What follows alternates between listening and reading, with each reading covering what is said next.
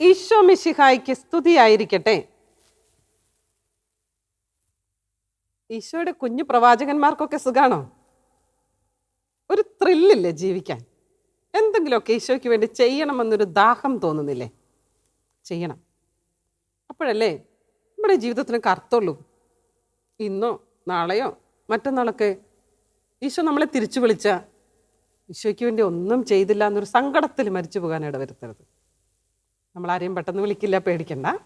ഞാൻ പറഞ്ഞു എന്ന് മാത്രം. നമ്മളിങ്ങനെ പലരുടെയും മരണങ്ങളൊക്കെ കേൾക്കുന്നത് കൊണ്ട്. അപ്പം അതുകൊണ്ട് എപ്പോഴും എന്തെങ്കിലുമൊക്കെ ഈശോയ്ക്ക് വേണ്ടി ചെയ്യാൻ പറ്റും ഇല്ല, ഒരാഗ്രഹമെങ്കിലും ഉള്ളിൽ സൂക്ഷിക്കണേ. വാ, നമുക്ക് പ്രാർത്ഥിക്കാം, എന്നിട്ട് തുടങ്ങാം. കണ്ണുകളടച്ച് ദൈവത്തിൻ്റെ മുമ്പിൽ നിൽക്കുന്ന ജെറമ്യ പ്രവാചകനെയും മറ്റു പ്രവാചകന്മാരെയൊക്കെ ഒന്ന് മനസ്സിലേക്ക് കൊണ്ടുവന്നേ. പിതാവായ ദൈവമേ, അങ്ങ് പ്രവാചകന്മാരെ വിളിച്ച് അങ്ങയോട് ചേർത്ത് നിർത്തി അങ്ങയ്ക്ക് വേണ്ടി അവർ സംസാരിച്ച് അവർ അങ്ങയുടെ സാക്ഷികളായി തീർന്നല്ലോ. ഇന്ന് ഞങ്ങൾക്കും ആഗ്രഹമുണ്ട് ദൈവമേ, അങ്ങയെക്കുറിച്ച് സംസാരിക്കാൻ, അങ്ങയുടെ പ്രവാചകരാകാൻ. അതിനുള്ള ശക്തിയും കൃപാവരവും ദൈവത്തിൻ്റെ പ്രത്യേകമായ സാന്നിധ്യവും ഞങ്ങൾക്ക് നൽകണമേ, അനുഗ്രഹിക്കണമേ. ആമേൻ. ഇന്ന് നമ്മൾ പ്രവാചകന്മാരെക്കുറിച്ചുള്ള പാഠത്തിൻ്റെ രണ്ടാമത്തെ ഭാഗത്തേക്ക് കടക്കാൻ പോവുകയാണ്. കഴിഞ്ഞ ക്ലാസ്സിൽ പറഞ്ഞതൊക്കെ പഠിക്കാനായിട്ട് ശ്രമിക്കുന്നുണ്ടല്ലോ അല്ലേ? ചെയ്യണേ. സ്കൂളിലെ ക്ലാസ്സുകളൊക്കെ നടന്നു പോകുന്നുണ്ട്, അത് നിങ്ങൾ പഠിക്കുമെന്നറിയാം. പക്ഷേ ഈ ഒരു കാര്യം പഠിക്കുന്നതിൽ ഒട്ടും വീഴ്ച വരുത്തരുത്. എന്തിനാ സിസ്റ്റർ എല്ലാ ക്ലാസ്സിലും ഇതന്നെ പറഞ്ഞുകൊണ്ടിരിക്കണേന്ന് ചോദിച്ചാൽ, അത് പഠിക്കാൻ കുറേ കാര്യങ്ങൾ, വചനങ്ങളൊക്കെ ആവർത്തിച്ച് പറഞ്ഞ് പഠിച്ചാൽ എന്താ ഗുണം എന്നറിയാമോ? കുറേ കഴിയുമ്പോൾ ആ ഒരു കൃപ നമ്മുടെ കൂടെ ഇങ്ങനെ സഞ്ചരിക്കും. ഞാൻ ഓർക്കുകയാണ്, സ്കൂളിൽ പഠിക്കുന്ന കാലത്തൊക്കെ വചനം ഇങ്ങനെ പെട്ടെന്ന് കാണാതെ പറയാനൊന്നും എനിക്ക് കിട്ടില്ലായിരുന്നു. പക്ഷേ എവിടെയെങ്കിലും പുറത്തിറങ്ങി നിന്നിട്ട്, വീടിൻ്റെ പുറത്തിറങ്ങി നിന്നിട്ട് ഒരു വചനം എടുത്ത് അതിൻ്റെ വാക്കുകളിങ്ങനെ ആവർത്തിച്ച് പറയുമ്പോൾ അത് പഠിക്കാനുള്ളൊരു ആഗ്രഹം, അത് ഈശോയ്ക്ക് കൊടുക്കുക നമ്മൾ ചെയ്യുന്നത്. പിന്നെ വചനം പഠിക്കുമ്പോൾ നമുക്ക് എളുപ്പമുണ്ടാവും. കുറേ വാക്കുകൾ, ഈ ടെക്സ്റ്റിലുള്ള എല്ലാ വാക്കുകളും ഒന്നും ഞാൻ ക്ലാസ്സിൽ പറയുന്നില്ല. പക്ഷേ നിങ്ങൾക്ക് ഈ ഒറ്റ വാക്കിൽ ഉത്തരം എഴുതാനുള്ള ചോദ്യങ്ങൾ വരും കേട്ടോ. അതൊക്കെ നിങ്ങൾ ടെക്സ്റ്റ് വായിച്ച് അണ്ടർലൈൻ ചെയ്ത് നോട്ട് ചെയ്ത് വെക്കണം. നിങ്ങളുടെ ഒരു പ്രധാനപ്പെട്ട ഡ്യൂട്ടി അതാണ്. ഓരോ പാഠത്തിൽ നിന്നും ഒറ്റ വാക്കിലുള്ള ഉത്തരങ്ങൾ നമ്മൾ പഠിച്ചെടുക്കണം, എഴുതി വെക്കണം. അതിൻ്റെ കൂടെ ചെയ്യുന്നത്, നമ്മളിങ്ങനെ ഈശോയ്ക്ക് വേണ്ടി എന്തെങ്കിലുമൊക്കെ ചെയ്യണം, കുഞ്ഞു പ്രവാചകരാണ് എന്നൊരു ചിന്തയിൽ നമ്മൾ ജീവിക്കണം. ഇനി നമ്മൾ നമ്മുടെ ക്ലാസ്സിലേക്ക് വരുമ്പോൾ, സ്നാപ യോഹന്നാനെ കുറിച്ച് ഞാൻ കഴിഞ്ഞ ക്ലാസ്സിൽ പറഞ്ഞു. സ്നാപ യോഹന്നാൻ ചെയ്ത കാര്യം ഈശോയ്ക്ക് മുന്നോടിയായിട്ട് വന്നെങ്കിലും ഈ സ്നാപ യോഹന്നാൻ തെറ്റാണെന്ന് രാജകൊട്ടാരത്തിലാണ് ചെന്ന് വിളിച്ചു പറഞ്ഞത്. രാജാവിന് എന്തും ചെയ്യാൻ അവകാശമുണ്ട്, അധികാരവുമുണ്ട്. പക്ഷേ അതിനെ മറികടക്കുന്നതാണ് ദൈവത്തിൻ്റെ മുൻപിൽ നിൽക്കുന്ന പ്രവാചകന്റെ ദൗത്യം, ബോധ്യം. പ്രവാചകൻ ആഴപ്പെട്ട ബോധ്യമുണ്ട്. അതുകൊണ്ടാണ് മക്കളെ നിങ്ങളോട് ഈ ബോധ്യം എഴുതി വെക്ക്, ബോധ്യത്തിൽ ആഴപ്പെട് എന്ന് പറയാൻ കാരണം. നമ്മളിങ്ങനെ നിങ്ങൾക്ക് എത്ര 15 ലെസൺ ഉണ്ട്. 15 ലെസൺ അതിൽ 30 ക്ലാസ് ഉണ്ട്. 30 ക്ലാസ്സിൽ നമ്മൾ ഓരോ ബോധ്യത്തെക്കുറിച്ച് പറഞ്ഞാൽ 30 ബോധ്യങ്ങളായി. എന്തുമാത്രം ആഴപ്പെട്ട ബോധ്യത്തിലാണ് നമ്മൾ വളരുക. നമ്മുടെ ക്ലാസ്സിൽ പ്രത്യേകിച്ചും ഇന്ന് നമ്മൾ പ്രത്യേകിച്ച് പറയുന്നത് സ്നാപ യോഹന്നാനെ കുറിച്ച്. നമ്മൾ കഴിഞ്ഞ ക്ലാസ്സിൽ പറഞ്ഞതാണ്. വീണ്ടും തെറ്റാണെന്ന് ചൂണ്ടിക്കാണിച്ചതിൻ്റെ പേരിൽ ജീവൻ ബലിയർപ്പിച്ച പ്രവാചകൻ. അടുത്ത ഒരു വിശുദ്ധനാണ് വിശുദ്ധ തോമസ് മോർ. നിങ്ങൾ കേട്ടിട്ടുണ്ടാകും വിശുദ്ധ തോമസ് മോറിനെ കുറിച്ച്. വിശുദ്ധ തോമസ് മൂറും കുറേ വിശുദ്ധന്മാരുടെ രക്തസാക്ഷികളായി തീർന്ന വിശുദ്ധരുടെ ജീവിതം മുഴുവൻ ഇത് തന്നെയാണ്. അനുദിന വിശുദ്ധർ എന്ന് പറയുന്നൊരു പുസ്തകമുണ്ട്. എത്ര പേര് കണ്ടിട്ടുണ്ടെന്ന് എനിക്ക് അറിഞ്ഞുകൂടാ. എങ്കിലും ഇപ്പോൾ മിക്കവാറും വാട്സപ്പ് ഗ്രൂപ്പുകളിലൂടെ ഓരോ ദിവസത്തെയും വിശുദ്ധരെ കുറിച്ചുള്ള ചുരുങ്ങിയ ചരിത്രം നിങ്ങളുടെ ഗ്രൂപ്പുകളിൽ, നിങ്ങളുടെ ഫോണുകളിൽ എത്തുന്നുണ്ടാവും. അതൊന്ന് പരിശോധിച്ച് നോക്കിയാൽ കാണാം, രക്തസാക്ഷികളായവർ തിന്മയ്ക്കെതിരെ പോരാടിയവരാണ്. ദൈവത്തിന് വേണ്ടി ഇപ്രകാരം തിന്മയ്ക്കെതിരെ പോരാടിയ ഒരു വിശുദ്ധനാണ് വിശുദ്ധ തോമസ് മൂർ. തല വെട്ടപ്പെടുകയാണ് ചെയ്തത് കഴുമരത്തിൽ. പക്ഷെ അവിടെയും ധീരതയോടെ ദൈവത്തിന് വേണ്ടി സംസാരിച്ചു. ദൈവം പറയുന്നത് മാത്രം മതി, അതിനപ്പുറമുള്ളത് മരണം സന്തോഷത്തോടെ സ്വീകരിച്ചു. ഈ 2 പേരെ കുറിച്ചിട്ടാണ് പ്രത്യേകിച്ചും ഇവരുടെ ഇന്നത്തെ നമ്മുടെ പാഠം തുടങ്ങുന്നത് തന്നെ ഇപ്രകാരമാണ്. ഒന്ന്, സത്യത്തിന് സാക്ഷ്യം വഹിക്കണം. ഇനി സത്യത്തിന് സാക്ഷ്യം വഹിക്കുന്നവർ എങ്ങനെയുള്ളവരായിരിക്കണം? അതിന് തൊട്ട് മുമ്പിലത്തെ ഭാഗത്തിലേക്ക് ആ ഒരു ടൈറ്റിലും കൂടെ ഒന്ന് നമുക്ക് നോക്കാം. പുളിമാവായിരിക്കണം. എന്താ പുളിമാവിൻ്റെ പ്രത്യേകത? വീട്ടിൽ ആരോടും ചോദിക്കും, നിങ്ങളുടെ മമ്മിയോട് ചോദിച്ചാൽ മതി. നാളെ രാവിലെ ദോശയാണ് ചുടാൻ പോകുന്നതെങ്കിൽ അമ്മ ഇന്ന് അരി അരച്ചു വയ്ക്കും. അതിൽ അല്പം പുളിമാവ് ചേർത്ത് കഴിഞ്ഞാൽ, ഈസ്റ്റ് ഉദാഹരണം,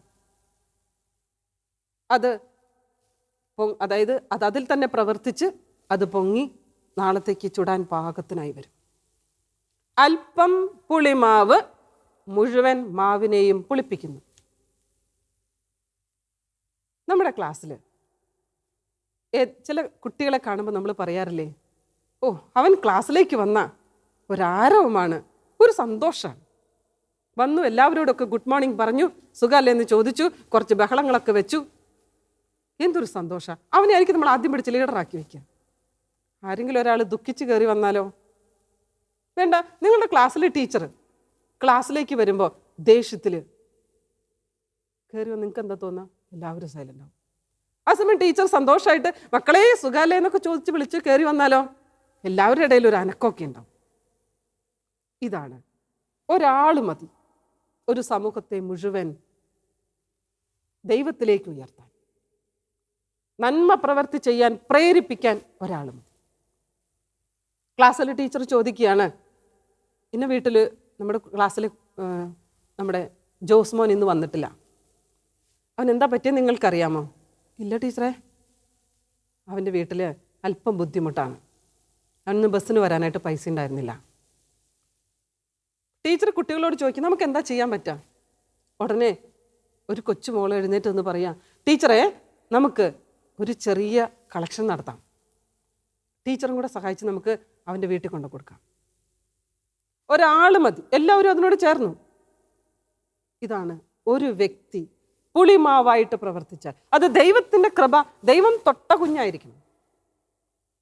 ഇതിന് നമുക്ക് ദൗത്യമുണ്ട്, കടമയുണ്ട്. ഈ പുളിമാവിനൊക്കെ കുറച്ചും കൂടി എളുപ്പത്തിൽ ഇരുട്ട് നിറഞ്ഞൊരു റൂമിലേക്ക് ഒരു ടോർച്ച് അടിച്ചാൽ, നിങ്ങളുടെ ഫോണിലെ ആ ടോർച്ച് ഒന്ന് ഓണാക്കിയാൽ ആ മുറി മുഴുവൻ പ്രകാശമായി. ഇപ്രകാരം നന്മ അതെപ്പോഴും വെളിച്ചമാണ്. ഇങ്ങനെ മറ്റുള്ളവരെ നന്മയിലേക്ക് കൊണ്ടുവരാൻ, പുളിമാവായിട്ട് പ്രവർത്തിക്കാൻ 8ാം ക്ലാസ്സിലെ ഓരോ കുഞ്ഞുമക്കളെയും ഈശോ ക്ഷണിക്കുകയാണ്. അപ്പൊ നമ്മളോട് പുളിമാവാകണം, സത്യത്തിന് സാക്ഷ്യം വഹിക്കണം.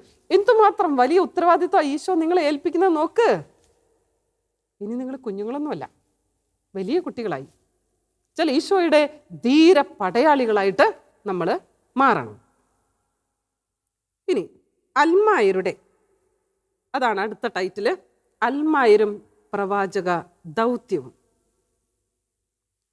നമ്മൾ പുരോഹിതരെ കുറിച്ചുള്ള 6ാമത്തെ പാഠം പഠിച്ചപ്പോൾ നമ്മൾ പറഞ്ഞു, മാമോദീസ വഴി നമ്മളെല്ലാവരും പൗരോഹിത്യത്തിൽ പങ്കുചേരുന്നു. ഒന്ന് പറഞ്ഞേ, ഏത് പൗരോഹിത്യമായിരുന്നു നമുക്കൊക്കെയുള്ള, എല്ലാവർക്കുള്ള പൗരോഹിത്യം എന്ന് പറഞ്ഞ ഏതാണ്? പറഞ്ഞേ, ഉറക്കെ പറയേ. രാജകീയ പൗരോഹിത്യം. ഈ രാജകീയ പൗരോഹിത്യം പോലെ തന്നെ മാമോദീസ സ്വീകരിക്കുമ്പോൾ തന്നെ നമുക്ക് കിട്ടുന്ന ഒരു ദൗത്യമാണ് പ്രവാചക ദൗത്യം.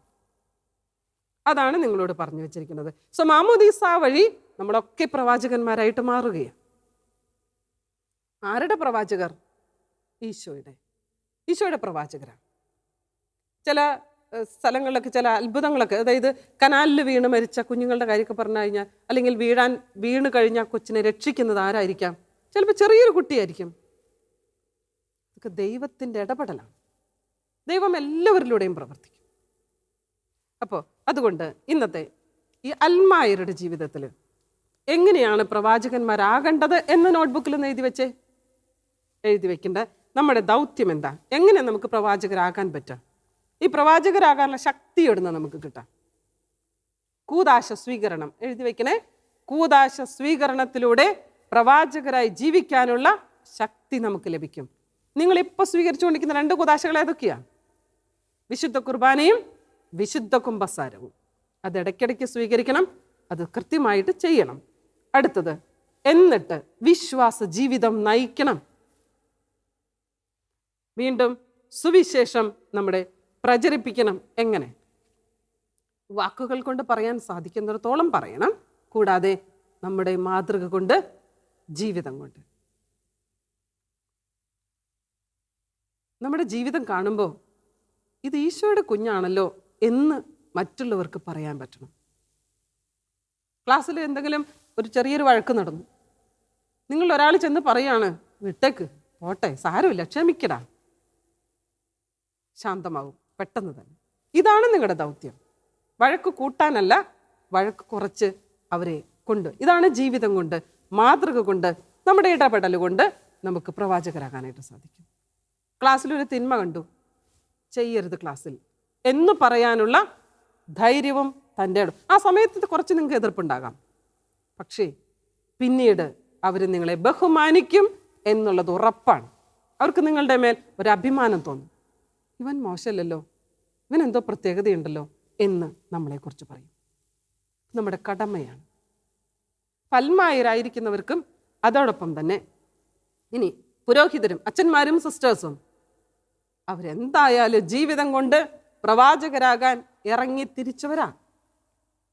അവരവരുടെ ദൈവവിളിയാൽ തന്നെ പ്രവാചക ദൗത്യത്തിൽ കൂടുതൽ ശ്രേഷ്ഠമായ വിധം ആക്റ്റീവായിട്ട് പ്രവർത്തിക്കുന്നു.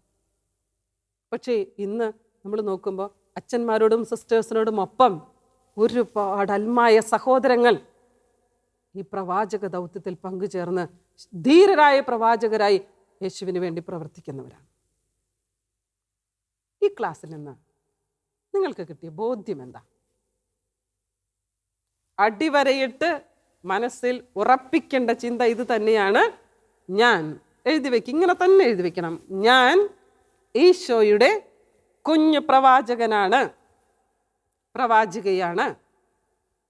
നമ്മുടെ ബോധ്യം എന്നെല്ലാവരും എഴുതി വെക്കണേ. അപ്പൊ എന്ത് ചെയ്യണം? സത്യത്തിന് സാക്ഷ്യം വഹിക്കണം. നമ്മുടെ മനോഭാവം എന്താ? പ്രവാചകനാണെങ്കിൽ സത്യത്തിന് സാക്ഷ്യം വഹിക്കണം. നമ്മുടെ മനോഭാവം എന്താ? ഈശോയെ പോലെ, മറ്റു വിശുദ്ധരെ പോലെ സത്യത്തിനു വേണ്ടി നിലകൊള്ളണം, മരിച്ചാലും വേണ്ടില്ല. ആ ഒരു താല്പര്യം, ഒരാഗ്രഹം ഉണ്ടാകണം. അങ്ങനെയാണെങ്കിൽ നമ്മുടെ ശീലം എന്തായിരിക്കും? നമ്മുടെ സമൂഹത്തിൽ തിന്മ കാണുമ്പോൾ അത് പാടില്ല എന്ന് നമുക്ക് പറയാനായിട്ട് പറ്റണം. അതിനുവേണ്ടി എന്തെങ്കിലുമൊക്കെ ആക്ഷൻ എടുക്കണം. ആക്ടിവിറ്റി ഒന്ന് നോട്ട്ബുക്കിൽ എഴുതി വെക്കണേ. ആക്ടിവിറ്റി പ്രത്യേകിച്ച് നിങ്ങൾക്ക് ചെയ്യാവുന്ന ഒരു കാര്യമുണ്ട്. നമ്മുടെ സ്കൂളുകളിലൊക്കെ പലതരത്തിലുള്ള മയക്കുമരുന്നുകളുടെയൊക്കെ ഉപയോഗമുണ്ട്, ഫോണുകളുടെ ദുരുപയോഗമുണ്ട്, മറ്റ് ബ്ലൂ ഫിലിംസ്, അങ്ങനെ പലതും നടക്കുന്നുണ്ട് എന്ന് നിങ്ങൾ അറിഞ്ഞാൽ നിങ്ങൾക്കൊരു ഉത്തരവാദിത്വമുണ്ട്. നിങ്ങളുടെ വീട്ടിൽ ആ കാര്യം അറിയിക്കണം. നിങ്ങളുടെ ടീച്ചറിനോട്, നിങ്ങളുടെ ഇടവപ്പള്ളിയിലെ അച്ഛനോട് അത് പറയണം. അതോടൊപ്പം മദ്യപാനം മൂലം വിഷമിക്കുന്ന ആരെങ്കിലും നിങ്ങളുടെ കൂട്ടുകാരുടെ വീട്ടിലുണ്ടെങ്കിൽ അവർക്ക് വേണ്ടി പ്രാർത്ഥിക്കണം, ആ കുഞ്ഞിനെ ആശ്വസിപ്പിക്കണം. അങ്ങനെ നമുക്ക് ധീരരായ യേശുവിൻ്റെ കുഞ്ഞ് പടയാളികളായിട്ട്, പ്രവാചകരായിട്ട് മാറാൻ ഈശോ നമ്മെ അനുഗ്രഹിക്കട്ടെ. ആമേൻ.